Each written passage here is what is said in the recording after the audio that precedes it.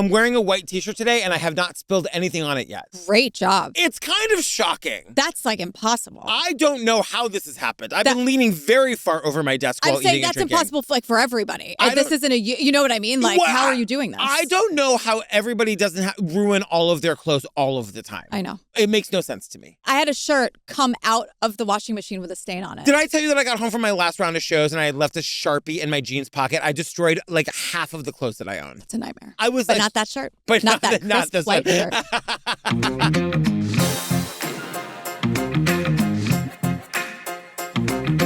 Hi, Jillian Benzavalli. Hello, Patrick. Hi, fam. Welcome to our bonus episode. Yeah, this is our 11th one of the year. Wow. Yeah, I know. Well, tell them what we're talking about today. So this is that very important show that we love, Murder Has Two Faces. Yes. This is the second episode. Don't worry, there are only 3 episodes. We're doing all of them. That's it? I know. It's wild because Robin Roberts is the host here. She's sobbing in the end. I know. In the end, she's sobbing, I'm sobbing, the brothers, we're all sobbing. So this is episode 2. It's called Capital Killings, and this is the murder of Joyce Chiang. Yeah, who everybody says her name wrong. It's horrible. Well, they say it so many different times. I so know. many different ways. It's, and her brother never says it. I know, but it's Chang. But so many people say Chung. It really bothers me. Yeah.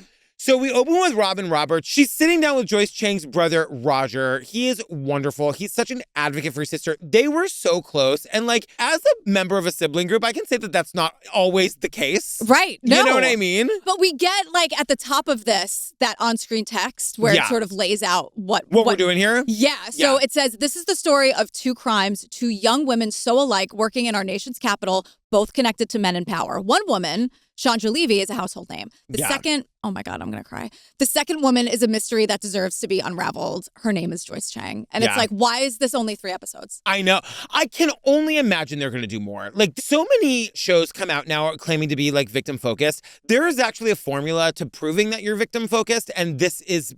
This is it. The gold standard. 100%. You know, and this episode starts with Joyce's voice.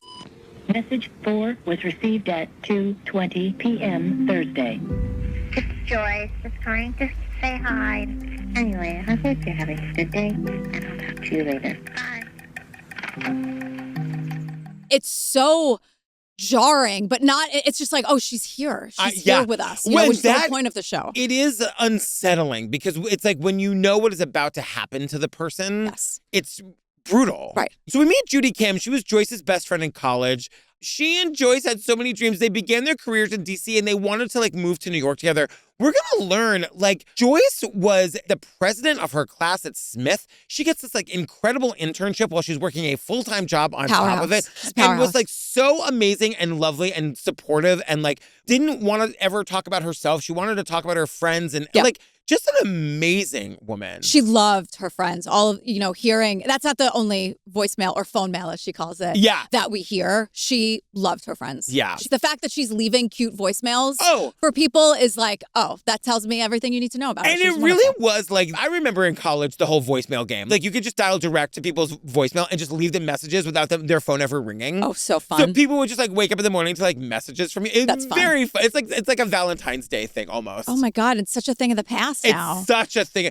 Unless voice memos. We've come all the way back around. That's true. I still feel self-conscious about leaving you voice memos because I can't decide if you like them. Don't. I'm into them now. You are. Okay, good. The only thing, you know what I had to let go of? The need to respond? Yeah, sometimes I do, sometimes I don't. Yeah. Sometimes I responded with a voice memo, sometimes I don't. I never sometimes need I anyone. just read the transcript. For me, it's like my thumbs are tired. I can't. That's a lot of information I got to give you. I know. And I don't need to call you. Right. And but I'm not gonna send you a whoop that's like this long. No, I'm super into them now. Okay, good. You're looking very directly. I at love me. them. Okay. Well, because I left one today. Oh, you did? For me? No. Oh. For who? Well, I'm hosting this Burr event on Thursday. Aaron Burr from Hamilton, because Jillian is a fucking Hamilton icon, and as the Hamilcast pot, you're so what's the word? I want you to fucking talk about how awesome this is. Oh my God. She was asked by the Hamilton powers that be to like moderate this panel of Aaron Burrs, so she had to call them all, or actually leave them voice memos. I left 3 of them a voice memo because I was letting them know that at that event, now it's in the past, I can say it, that I will be announcing the end of the Hamilcast at that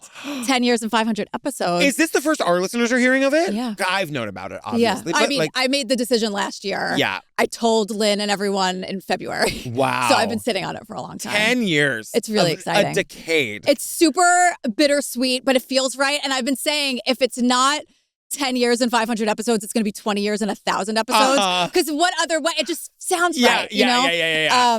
So anyway, that's the voice memo I left today. Fucking incredible, to girl. let them know. And fam, so much more about that to come because we're going to be blowing this up. Oh, thanks. Through the I end mean, of the look, year. this is a celebration. This is a fucking party. Oh, that's what I mean. Like we're gonna, is a party. Party. So yeah. Anyway, this is not about me. This is about Joyce today. Well, actually, can we talk about Eddie Dean, the journalist? Because at the time of Joyce's murder, he was working for the Washington City paper. And I remember newspapers. I loved newspapers. Yeah. I loved that, like, in New York, you could get on the subway and somebody would hand you a paper.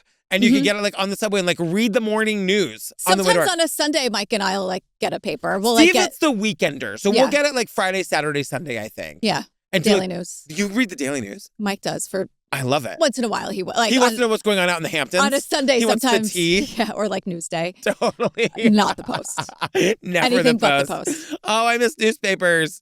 But anyway, we learned, and I didn't know this, that in the early 90s, D.C. was the murder capital of the country. Yeah, of the world, I thought it said. Oh, you're right. I wrote country, and then I quickly had to refresh and write world. You're right. But yeah, I mean, like, you go to D.C. today. I mean, not literally today, where it's like under martial law, D.C. fam, we see you. Oh, my God. But like, D.C., like, you go to D.C. and it's like, there's just like school groups. You know what I mean? Everyone's going to the Lincoln Memorial. Right. Everyone's like learning about the country. Yeah. When I just did my D.C. show, people were like, are you taking Daisy to the side? I'm like, no, she's not here. But like, that's what D.C. is known for. Like, you go there to like go to the free museums and like learn shit. Well, back in the day, Lauren Ashburn, the reporter, says, I was the police beat reporter for several years. We chose which murders to cover based on how shocking they were. It was sometimes difficult to choose. What? That is wild. In the 90s in D.C. Yeah. So it's January 9th, 1999. Joyce disappears from DuPont Circle. Yeah, so DuPont Circle now is like the gay area. That Starbucks is still there, by the way. Really? I'm not a DC expert, but I should say the last time I was there was a Starbucks in DuPont Circle that looked like this one. So I'm imagining it's still the same place. All right. But like DuPont Circle is like a hoity-toity, kind of a fancy area. Yeah. And so Roger tells us more about his sister Joyce, one of the most loving, caring human beings in the world. You could hear it in her voice, like when we do hear her voice. He says, they had 2 parents, 4 kids. They emigrated from Taiwan, settled down in the suburbs of Chicago. And then he tells us our neighbors hated us. We were the only minority family, and the neighbors hated us. They threw rocks through our windows. They put cherry bombs in our mailboxes. We weren't safe walking home from school. And me being her younger brother, Joyce was my protector. Why are people like this? It really, really doesn't make any sense. The thought I don't understand how you go from waking up in the morning to saying, I'm going to cherry bomb my fucking neighbors because they're Asian. Right. I can't get I don't understand how you get there. No. The hatred. I had the exact same thought. Also, where does one get a cherry bomb? I don't know. You got to make it. Is a cherry bomb? I don't know, but it's horrifying. I know that much. You got to make a cherry bomb? I think so. You can't go buy a bomb, girl. You're making them. I guess that's right. I hope so. I know there's the murder aisle in Walmart, but they do draw the line somewhere. Somewhere. They just give you all the things you need to make the thing. There was a cherry bomb cocktail at that barbecue restaurant in Times Square. Cherry bomb. And it would come with like a shot of rum at the top. Mike Jensen and I used to go and like ingest the 2,000 calories for like the frozen cherry bomb cocktail. Oh my God. I know. Frozen? We like 2 or 3 of them. Wow. That's a lot of calories. I know. Yeah, you're eating like bad, delicious barbecue and drinking cherry bombs. Who Go cares? have fun. Don't count calories. It's no fun. Okay. Don't do for what? But he was saying like even walking home from school wasn't safe. Yeah. And Joyce was his big sister, so like she was the protector. And so like Roger says, my parents, my mom in particular, would just be like, just be better. She pushed us to excel in school because she wanted us to be able to fly in life. Boy, did Joyce take that and run with it. Seriously, she was amazing. So we meet one of her other friends, Amy. Yeah. They were both government majors at Smith. And we have old video of Joyce talking about her college because she was the president. Of Smith College. Like that is, Smith College is one of the hardest colleges. It's an all-women's college, up in Amherst, I think. It is such a hard school. It is like one of the best schools in the country. Amy says, she ran that campus. Yes. Joyce ran it. She goes, she was the college president, but also the life of the party. She had it all. And she was just like super ambitious, but not one of those like annoying ambitious people. Like she cared about other people's experiences too. Yeah. And we get another one of her voicemails. Dude, it's Joyce, and I'm studying, and I'm sick and tired of studying, and I thought I'd call you, and guess what? I want to sing into your phone mail like I used to, but I don't know what to say because I haven't practiced such a long time. Because all her friends are like, oh, she left the best voicemail. Yeah, like, yeah, that's yeah, like a, kind of her thing. I gotta tell you, that is like a real badge of honor in like 90s college. Yeah. You know what I mean? Because she got creative, because she's like stream of consciousness, like so sweet. She just adored her life and her friends. Like back then, before cell phones, like we all had those like whiteboards on the outside of our dorm rooms too. Like you would just like leave notes for each Messages. other. Oh my God. When I worked at Starbucks in Harvard Square and I got in trouble because I once in one weekend called to check my voicemail, I think over 200 times. Okay, that's too much. That's too much. That is too many times. In retrospect, that is too many times. But like I was desperate to hear messages from my friends. It was like my favorite thing. Oh, you just want to hear their voice. Hi. That's sweet. Yeah. That's cute. Judy says she wanted to be just like her. She wanted to be just like Joyce. Yeah, well, and Judy tells us that they were both she and Joyce were second generation. Like they were born here, but with immigrants for parents. And so she says you have one foot in both cultures, like one foot in like the culture that the parents were raised in and one foot in this American culture. And I bet that's tough. Because she says, and you're bridging the two. Yes. You know? Yes. And so Joyce, listen to this. This is insane. Joyce, after being amazing at Smith and being the president, she goes to Georgetown Law at night. And by day, she was working on Capitol Hill for an unnamed congressman. Unnamed congressman. Yeah. She was working and or studying 7 days a week. She was nonstop. Yeah. I mean, that is an insane schedule to like be going to Georgetown, once again, one of the hardest schools to get into in the country, in the world. And then at night, while working on Capitol Hill during the day, I cannot imagine it. And then just using, I guess, the weekends to study and do all the work. Right. Yeah. You know? Oh my God. Right? Because when I'm exhausted just talking about it. Usually, like, you go to school during the day and then at nighttime you do all the work you have to do. But she's working during the day, going to school at night. So she was God. All day, every day. She was. And it's law school. That's like 10 hours of homework a night. And so when she graduated from Georgetown Law, she got a job as an attorney for the Immigration and Naturalization Service. What a terrible fucking name. I know. Naturalization. Like, really? I know. Really? Immigration and Naturalization Service. I can't do it. I can't say it. But it's also just like, can we not use that word? Oh, yeah. My God. They still use it to this I know. day. It's a horrible name. Petition to change it. Please. I'll sign it. Immigration and like, welcome to America, bitch. Yeah. Why can't we call it that? A great many reasons. Immigration and welcome to America, queen. Yeah. Can we do that? How about just welcome? But I want it And to we're be not gonna hate gayer. you. I'd Oh, like yeah. it to be gayer. Okay, great. Welcome to America, Mary. Yeah. Okay, we can do that. Great. She works for the Immigration and Welcome to America, Mary service. Yeah. Or baby. Baby. Welcome to America, baby. Oh, I like that. It's Maybe. less gay. It's less gay. It's less gay, and I don't like it anymore. Okay. Give me one more gay one. You said bitch. Yeah. Girl. Okay, great. Yeah. Welcome to America, girl. She worked for the Immigration and Welcome to America Girl service. Welcome to America, girl. But you got to say it like that. Okay. Can you do it? Welcome to America, girl. Thank you. Probably wait a couple years if you're thinking about doing that. Oh, this is not the time. This is not the and time. will you take us in your country? And can I come visit? I Can I know. come live there? Please. Thank you. Yes, totally.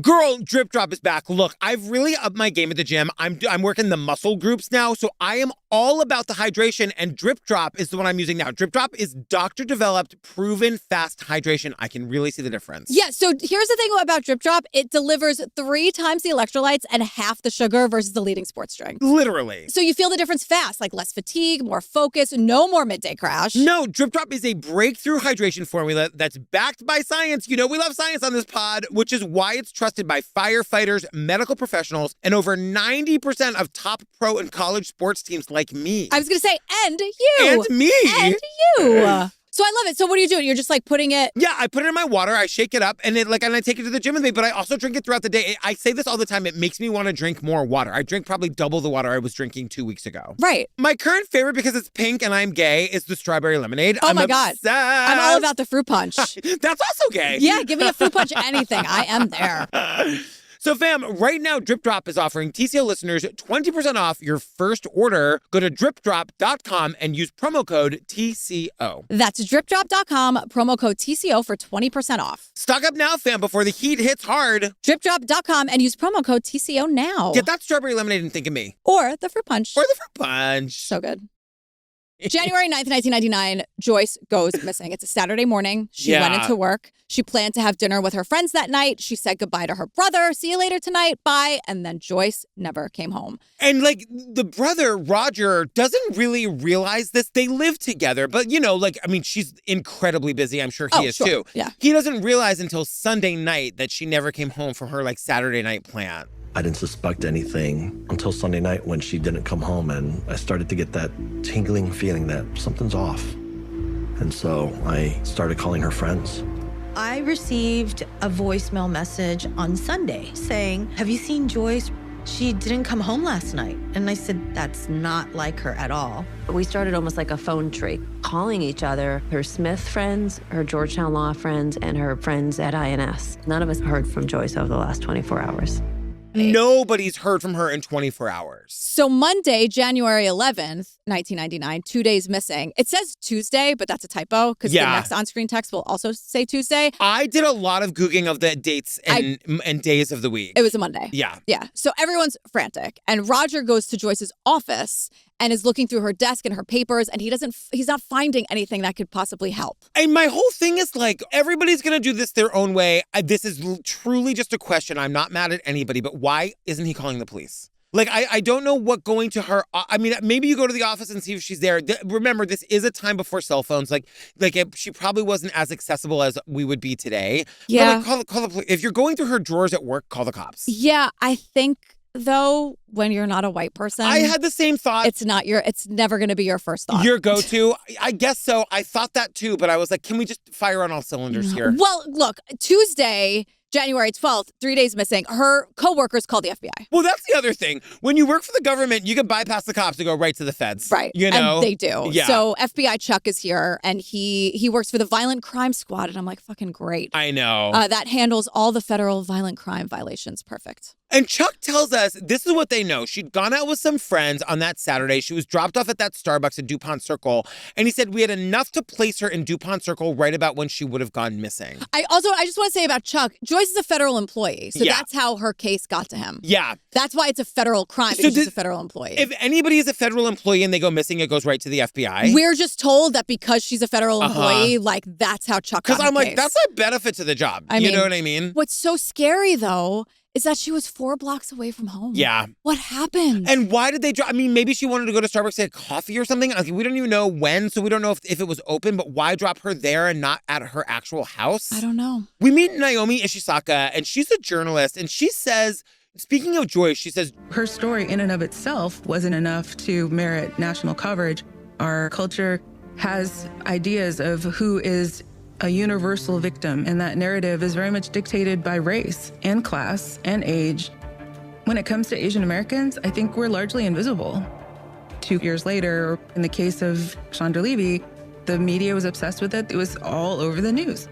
The word merit really stood out to me there. It's just it's like when anybody goes missing, it should be on everybody's fucking phone in 5 seconds. Yeah. And this is how we get the comparison to Chandra Levy, because we learned that 2 years later, with the case of Chandra Levy, the media would become obsessed with it and it would be all over the news constantly. And she lived a few blocks away from Joyce. They had the same lives. Like Joyce was working on Capitol Hill, Chandra Levy was working on Capitol Hill. With powerful men. Yes. And of course, the Chandra Levy of it all was there was the idea that Chandra was having an affair with the congressman. That does make that story more salacious, but it is undeniable. We know this to be true, that white people are always going to get more coverage than anybody else. Right. And so Roger, Joyce's brother, is doing everything he can to find his sister. He's retracing her steps because she went missing so close to home. So yes. I think when it happens there, you're just like, what am I? It's got to be right under my nose. Yeah. No. And Roger just seems like the type that he's just never going to give up. Right. So he walks over to that Starbucks where she went missing.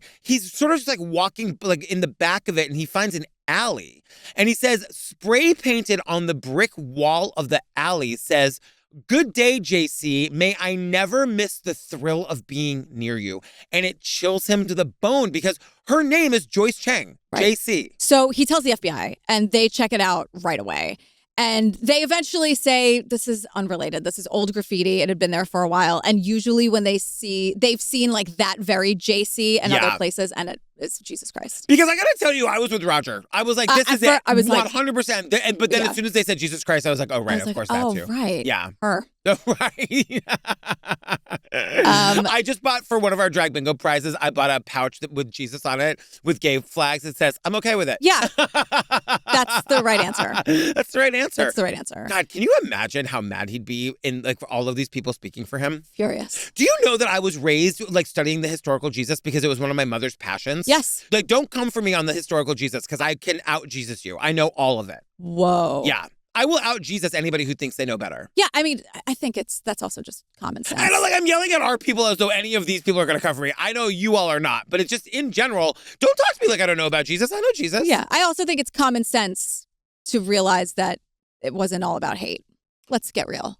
Or any of it. You know what I mean? You know what I mean? Yeah. Yes. 100%. It's the right take, but it shouldn't be a hot No, take. but I also just love it. I love the provocative nature of like Jesus with pride facts being like, I'm good with it. Great. It's great. I'm good with that. I also love a pouch I'm learning in my buying for drag bingo journey. I love buying a pouch. I love a pouch. A pouch or a flask or a pouch and a flask as part of a package. I love it. I'm more pouchy than flasky. Yeah. I'll I tell love a you pouch. the theme. So it's August. So I'm doing famous Augusts.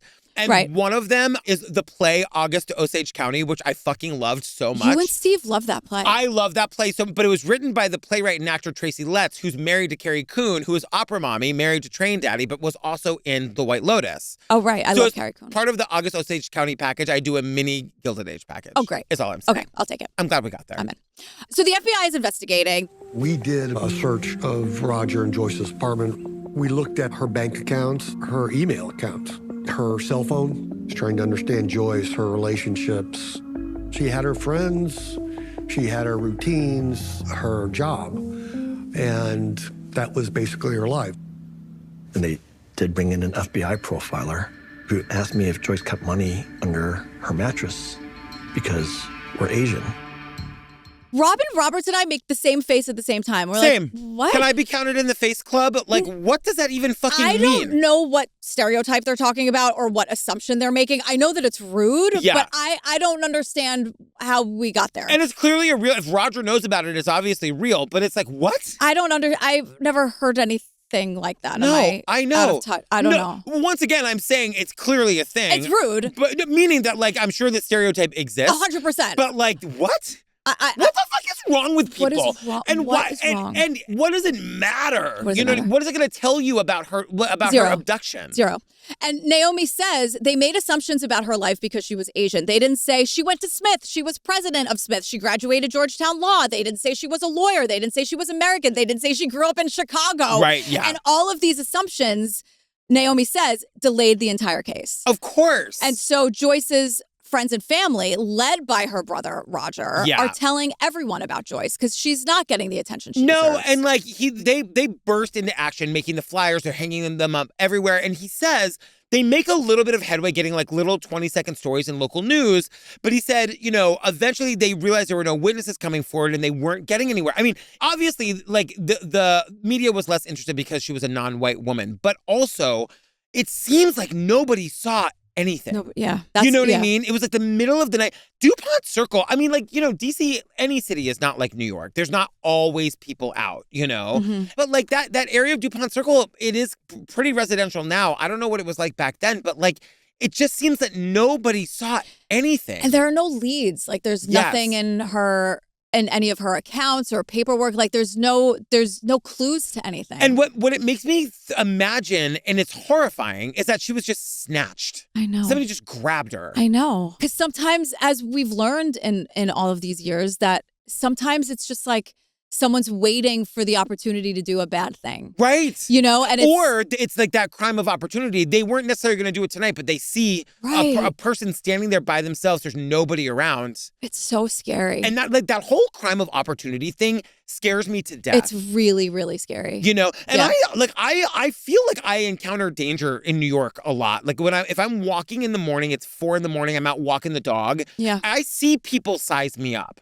You know, I've seen people in my neighborhood size me up to decide if they're going to mess with me, and then they don't. I've not yet been messed with. Yeah. But like that crime of opportunity always pops into my head in that moment because I'm like, well, What if it was the guy that was like, this is him. This is the one. I know. It's really scary. And I understand as a man, I have no idea what it's like to be a woman. And you and I talk about this all the time. Yeah, like I don't do Fiona's Night Walk for a reason. Yes. I mean, you must experience this a billion times more than I do. You know, Yeah. like we'll go out, we call them like family walks. We'll go out on a family walk at night. Or I mean, it's not like as a rule if Mike is sick. Like, no, obviously. no, of course not. We wouldn't have Daisy do it. But you know what I mean? But the assumption. When she's old enough to walk the dog by herself, which she is not, that's not what I'm saying. I hear what you're saying. Yeah. No, that was not to you. No, I know. That was to the internet. But this. Yeah. Obviously, I'll do it. But the assumption is like I do the super early walk and he does and it's just like, Believe me, I think about when Daisy's old enough to be autonomous, like what will the rules be about when she can be out in the city by herself? That's a real thing. Like, and it just makes me think of Joyce standing in front of that Starbucks. Once again, we don't really know what time it was that she was standing in front of, but I'm assuming it was dark out. We see video footage of and it was night. open. There were people there, right? Well, that no? we don't know. We don't know. We haven't been able to establish the exact time of this, but like it was she cold. didn't go to dinner. It was snowy, right? She missed dinner. Yeah. So it was before dinner. So it had to have been open. So like then people would have been around and nobody saw anything? I don't know. What do you see? I mean, when we find out what like we're going to learn eventually, fam. She was put into a car with two other people. Yeah. There's no way she got into that car of her own free will. But that's the thing. We'll never know because it didn't get the media attention it deserved. Right. So maybe if it was on the news 24/7, someone said, oh my God, I saw her. But I bet people didn't even know that anything really bad happened. Right. You know? Yeah, you're right. That maybe people didn't even know what they saw. So maybe they did see something, but because it didn't get the media coverage, they didn't know that they saw something. Right. And like they keep cutting in the Chandra Levy story as just a way of saying that like 2 years later, this is going to happen again. And somebody, like another young woman doing the exact same job that Joyce had is going to go missing. And the difference is that it was covered everywhere all the time. And even the cops are like, it was all day, every day. Yeah. Like the cops at the time, because remember, it was the same exact area. Yeah. So the same cops were working on these cases. So Tuesday, January 21st, 1999, Joyce has been missing for 12 days. And finally, there's a break in the case after almost 2 weeks. The lead FBI agent says, hey, Roger, in his head, we found some of Joyce's personal belongings. The FBI says agents may have found clothing belonging to Joyce Chiang. The items were found near the Anacostia River on the grounds of the Naval Station. The dividing line between the two Washingtons is the Anacostia River. Where the disappearance happened was DuPont Circle, where Joyce lived. Her ID tags are found over on the banks of the Anacostia in the other Washington. Girl, Everyday Dose is back. Look, this is that coffee that I've been obsessed with because it's coffee plus. Like, have you ever noticed like bloating or not feeling great after you drink your normal morning coffee? Yeah, so it's like coffee plus because there's like no crash and no jitters. Yeah, and like the bloating is all gone and I feel great when I drink it. So Everyday Dose offers coffee that does more. We're talking 100% Arabica coffee with functional ingredients for smooth energy, calm focus, gut health, and skin support. So like you were saying, no crash, no jitters. Yeah, the all-in-one coffee that makes you feel as good as it tastes, which I love. I love it so much. They've got mild roast and medium roast. I love a medium because I like it a little darker. Yeah, and the ingredients undergo third-party testing to ensure purity and potency, free from mold, gross, and they're rich in active compounds. It's just so nice to have that thing that I was having every morning anyway, but now I know that it's helping me. That's gut health. I'll take it. You don't feel bad afterwards. How amazing. Totally. Who knew? I love Everyday Dose, fam. And exciting news. You can now find Everyday Dose in Target stores across the country. Celebrate with a buy one, get one deal. Just buy any 2 Everyday Dose products at a Target store near you, and they'll pay you back for one. Yeah, visit everydaydose.com/obsessed for more details. Ooh, details. I said That's details. how you know it's fancy. So Joyce lived in DuPont Circle, but her things are found like far away in Anacostia. They say it's about a 30-minute drive Yes. from where Joyce was last seen. Yeah, so Roger and Robin Roberts go to the banks of the Anacostia River, and they're sort of like in the area where these things were found. And can we just take a minute for Robin Roberts? She is just oozing empathy. She is so here to tell the stories of these victims. Yeah, you know? this is an excellent series, and she's excellent in it. It feels very personal to her. Yeah, and because she's also producing it, like it's her show. It's just that she's putting her money where her mouth is. 100%. They're telling us what was found. It was Joyce's jacket, keys, gloves, Blockbuster video card. Yeah, oh my God. her Safeway card. And her Safeway card. And they're strewn all around like the banks of the river. Except her jacket. Yeah. Her jacket was on the road, and one sleeve was turned inside out, which makes everyone think that Joyce was, quote, pulled out of her jacket. Yes. And maybe for a minute, FBI Chuck says, like, almost got away. Yeah. And we also learned that there's a big tear in the jacket. We never really get more into this, but there's a big tear in the jacket, which makes it look like there was like a struggle. So like she was running away and they grabbed her because for the arm to be inside out, they like pulled it off her. So and then it ripped somehow. She was like running away. Yes. God. Yeah. So the FBI wants to search the river. And we get 5 minutes of how polluted this river is. Again, why are people like this? I know. And like, the dive team is here and the divers are telling us like, when you're in the Anacostia River, you are in the pitch black and you are literally waving your arms around, hoping to bump up against a body. I would never recover from that. No. If that were my job and I just had my hands out and all of a sudden my hand is on a face. I know. No. I know. I would. No, somebody's got to do this. We got to fucking find these people and Right. God bless these people who are actually doing it. It sounds like a horror movie. I got to tell you, this guy, Bobby, he's the former senior leader of the FBI dive team. We also met him in the first episode. He searched for Evelyn Hernandez and Lacey Peterson. Oh, wow. So he tells us about the dive. He goes, it was cold. There was snow on the ground. He was miserable conditions to dive in. Yes. Just really up against it. They bring in a specialized team to like clean them when they get out of the river. That's They how have to polluted this get river is. decontaminated. Yeah. Silkwood showers, which we will learn about in a few weeks on a regular feed episode, the Silkwood story. Oh, we're doing Karen? Yeah. Oh my God. Yeah. All right. Those Silkwood Silkwood showers man. are wow. It's horrifying. Oh, The whole story is bad. Everything hurts. She was killed. It wasn't an accident. No. I maintain. Oh, yeah? Oh, yeah. She was about to blow literally, like, she was the big whistleblower. Oh, totally. She was going to talk about all of it. And she dies on the way home from a meeting, please. You got thoughts on Marilyn? On Meryl? Marilyn Monroe? Oh, that she was, like, abused. But do you think it was a murder or do you think she died? Yeah, no, Marilyn knew too much. Marilyn knew too much. Marilyn knew too much. If Bombshell told us nothing. I mean, she knew too much. You're right. She definitely did. Okay.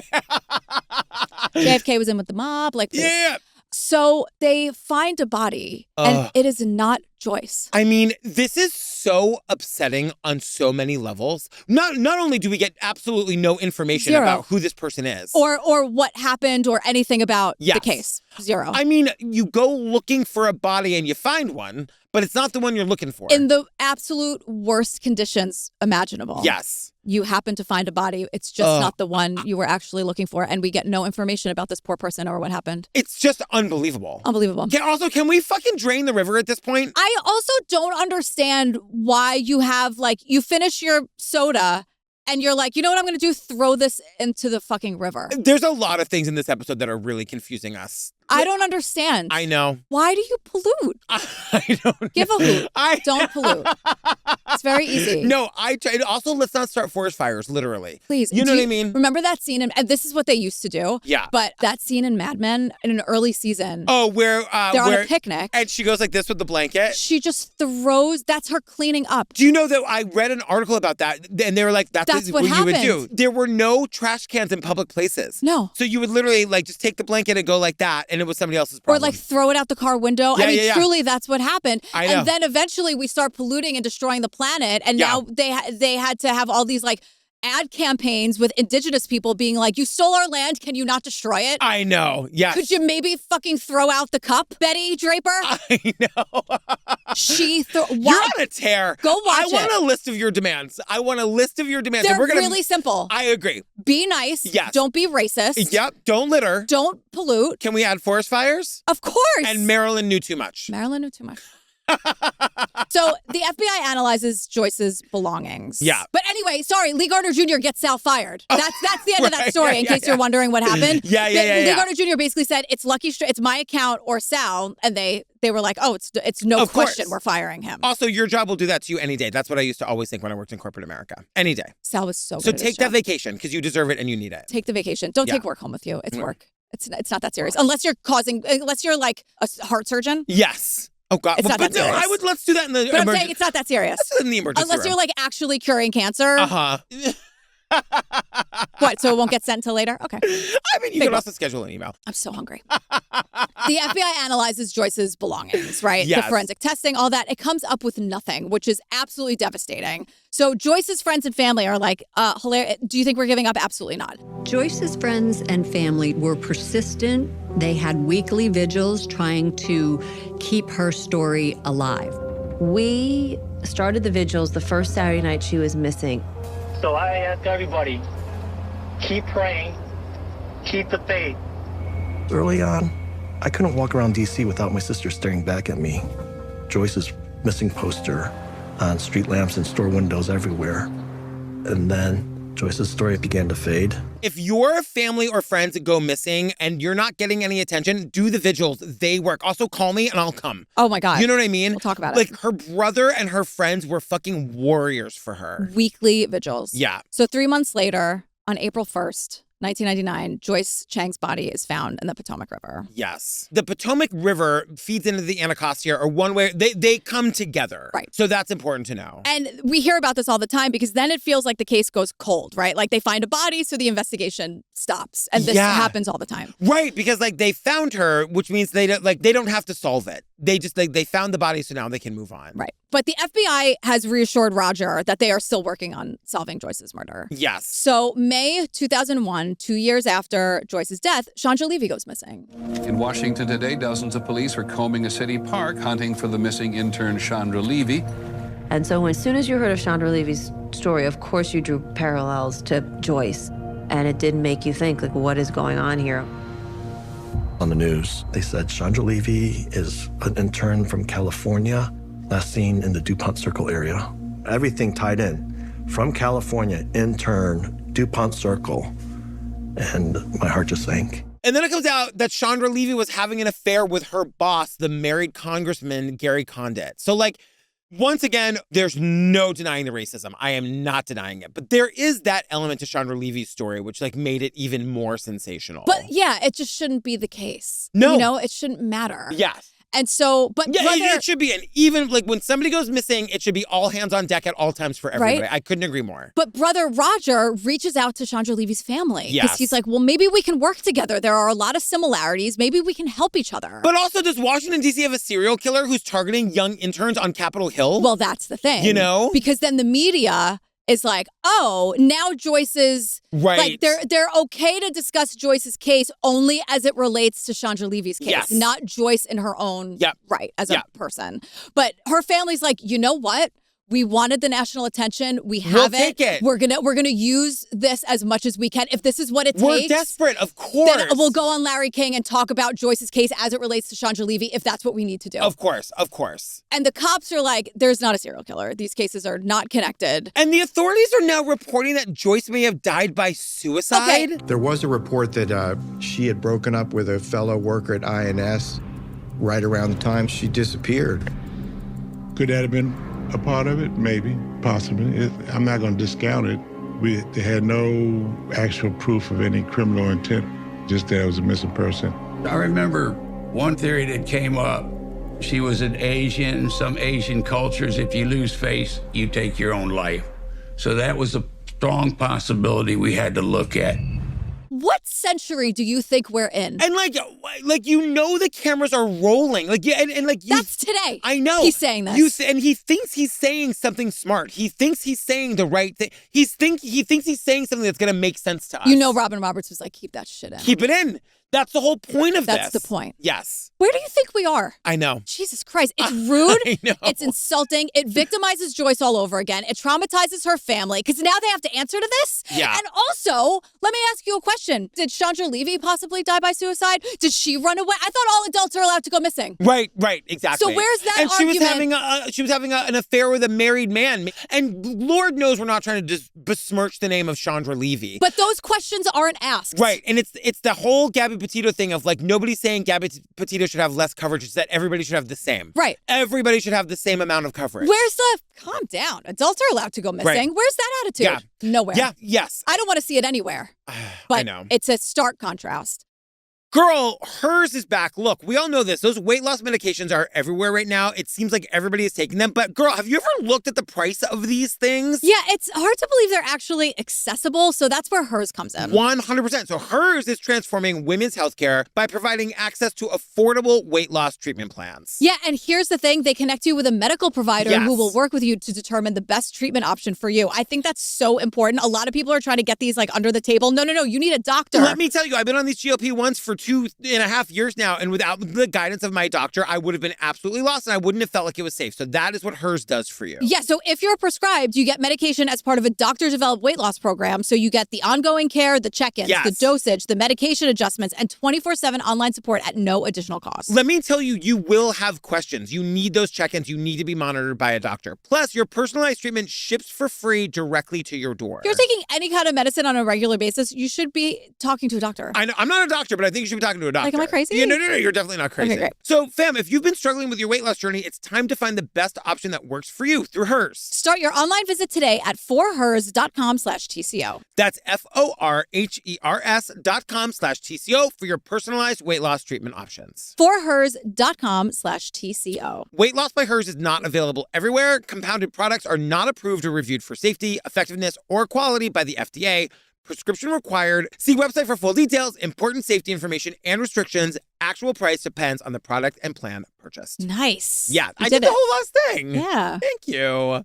So May 22nd, 2002, a year after Chandra Levy goes missing, her body's found. And it's like she was jogging in a park and her body was found in a park. What the fuck took a year? I know. Do we know if she was moved there or she was really there for the full year? We covered this case like so long ago. And I think what we know is that she was attacked and sort of taken off the trail. Like it wasn't an on-trail thing. Yes. But it just seems like they didn't really do a thorough search of where we knew she last was. Right. A year. Yeah. Everyone in DC's looking for her. Everybody. It takes 7 years, by the way, for them to identify a suspect in Chandra Levy. So March 3rd, 2009, a suspect by the name of Igmar Gwandike is identified. And basically as the result of having confessed to a jailhouse cellmate. Mm-hmm. And we learned that he'd been convicted around the same time that Chandra went missing of attacking 2 women in the same park. And I think we also know, and they kind of allude to it in this episode, that the authorities kind of always knew that it was him, but they couldn't really get him. And when he admitted this to the jailhouse informant or whatever, like that's when they were able to get him. This guy's eventually going to be convicted of this murder, get 60 years, but then is like deported back to El Salvador. And like the charges are dropped because of prosecutorial misconduct. Yeah. What the fuck? I know. They dropped that bomb on us at the end. At the very end. And I'm like, and I forgot, like, we covered this case so long ago. Yeah. Can we just play by the rules? Can we just go by the book so when we get these guys, they can actually stay in prison? Good thing he did it, because if he was innocent, it would take 30 years to get him out of prison. Honestly, truly. I mean, if then. Make that make sense. Right, if then. So 13 years after Joyce goes missing, Roger gets an email. And the email is that Joyce's case has been solved, according to the police. And here's what they say That's an email that should have been a phone call. Yeah, talk about could have been an email. Exactly. Not this. No, this could have been a phone call. How about you send the email, do you have time to speak? Yeah. Right now, urgently? Yeah. Yeah. Then you pick up the phone. Or you just show up to the house. Mm-hmm. It's been 13 years. I agree.